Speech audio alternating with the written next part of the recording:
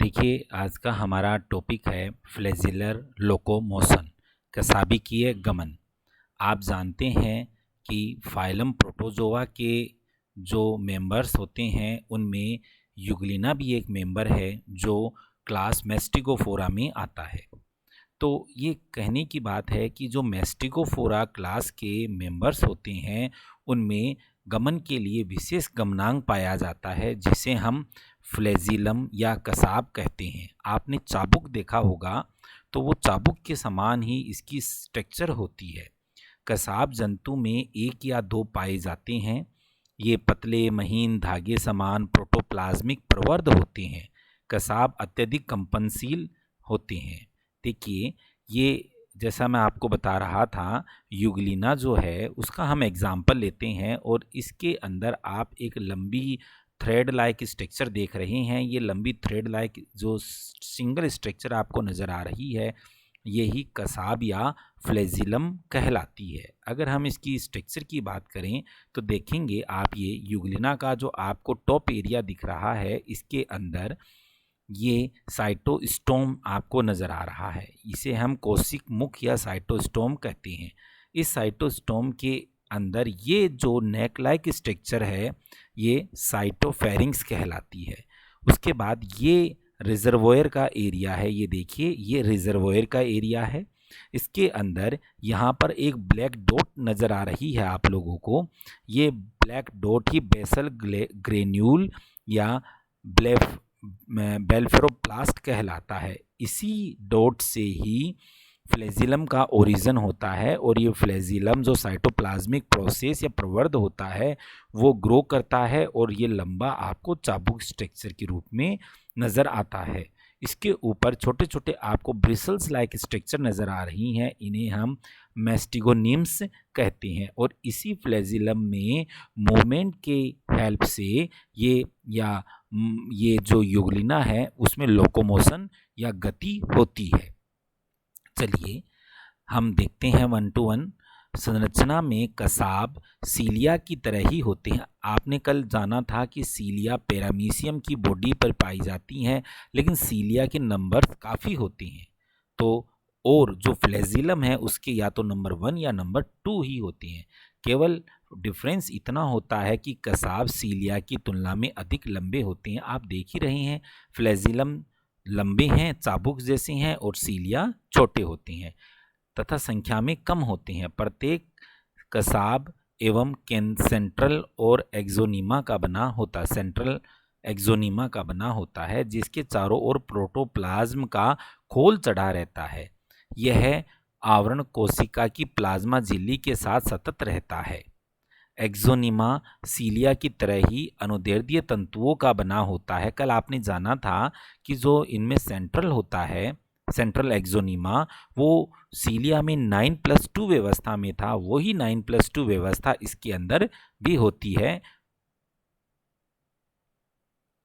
एक्सोनीमा सीलिया की तरह ही अनुदैर्ध्य तंतुओं का बना होता है जो 9+2 होते हैं। इनमें से 2 केंद्रीय और 9 परिधीय होते हैं। दोनों केंद्रीय तंतु एक समान आवरण से ढके होते हैं तथा प्रत्येक तंतु एकल होता है, यानी सिंगल यूनिट होती है। वहीं जो पेरिफेरल तंतु जो 9 होते हैं वो पेयर्ड होते हैं। आपने कल जाना था, हमने उनको माइक्रोट्यूब्यूली ए और माइक्रोट्यूब्यूलिस बी में बांटा था।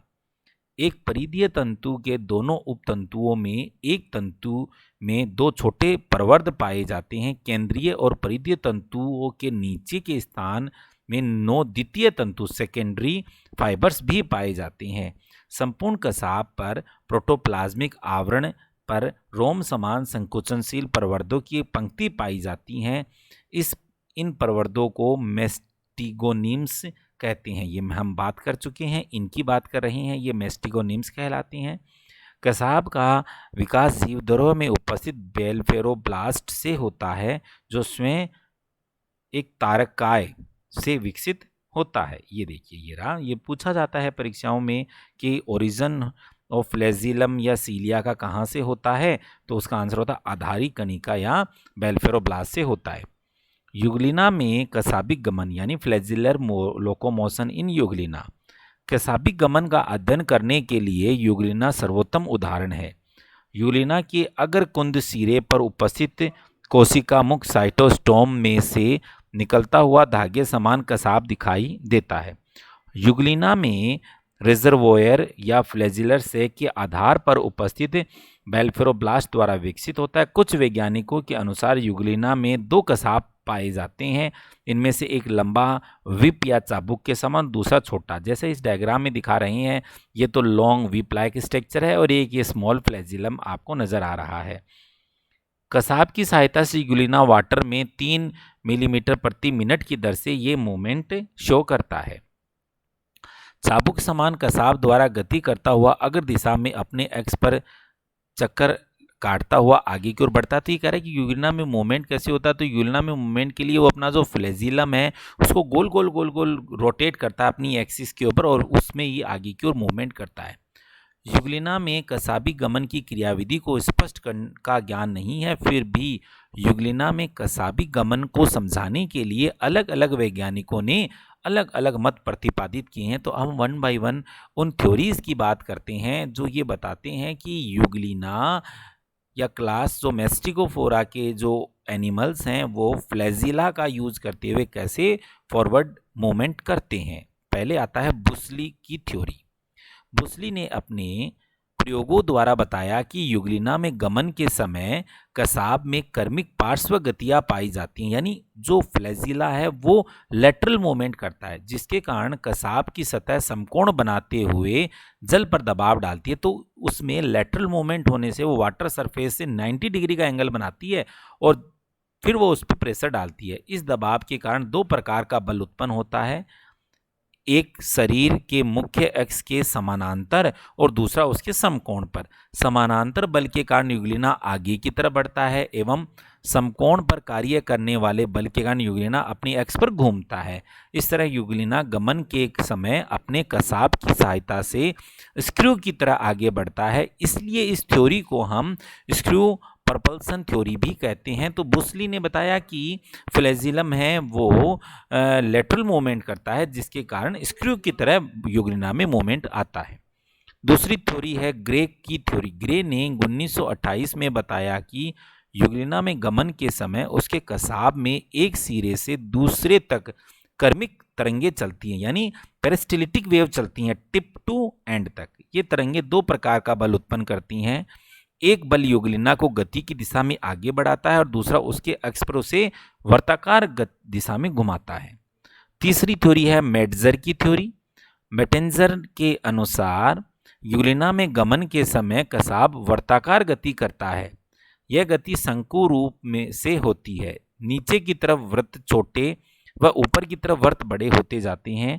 कसाब की इस वर्ताकार गति के कारण जल में तरंगे उत्पन्न होती हैं जो यूग्लिना को आगे बढ़ाती हैं। इससे वर्ताकार स्पंदन सिद्धांत यानी सर्कुलर बीट थ्योरी भी कहते हैं। चौथी थ्योरी है उलेला एवं क्रिस्मान का थ्योरी।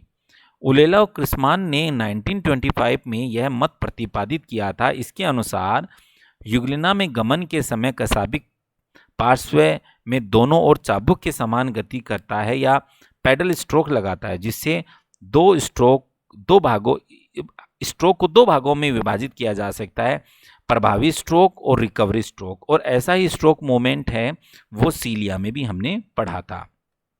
देखिए आप, इफेक्टिव जो स्ट्रोक होता है उसमें पोजीशन 1 से फ्लैजिलम पोजीशन 6 तक जाता है। तो वाटर पे इधर प्रेशर डालेगा तो यूग्लिना का मूवमेंट अपवर्ड डायरेक्शन में होगा। और जो रिकवरी स्ट्रोक होता है उसमें फिर ये फ्लैजिलम वापस इफेक्टिव स्ट्रोक पर जाने के लिए अपने फ्लैजिला को पोजीशन 6 से पोजीशन 10 तक लेकर के आता है। अब अगला थ्योरी है लाउंडिस की थ्योरी। लाउंडिस ने बताया कि यूग्लिना में गमन के लिए कसाब का रुख पीछे की तरफ होता है तथा इसमें कर्मिक रूप से सर्पिल तरंगे कसाब के आधार से चलकर नोक तक चलती जाती है। कसाब में इस तरह का स्पंदन 12 बार प्रति सेकंड की दर से होता है। कसाब की इस क्रिया से जल को पीछे की तरफ धकेला जाता है, जिससे यूग्लिना का शरीर आगे बढ़ता है। गति करते समय प्राप्त स्पंदन शरीर को केवल आगे की तरफ ही नहीं बल्कि एक पार्श्व दिशा में भी गति देते हैं। इसी कारण यूग्लिना अपने अक्ष के चारों तरफ चक्कर लगाता है, यूग्लिना एक सर्पिल मार्ग से आगे बढ़ता है। कसाब की गति उसके 9 परिधीय तंतुओं के संकुचन से उत्पन्न होती है। तंतुओं की संकुचनशील क्रिया के लिए आवश्यक ऊर्जा उपलब्ध कराने हेतु माइटोकॉन्ड्रिया कसाब के वेलफेरोब्लास्ट में पाए जाते हैं, जो एटीपी के रूप में एनर्जी देते हैं, जिसे जो उसकी जो लेटरल जो ट्यूबुलीज हैं, जो 9 होती हैं, पेरिफेरल ट्यूबुलीज कहना चाहिए, उनमें संकुचन होता है और उसके कारण उसमें मोमेंट उत्पन्न होते हैं फ्लैजिला में।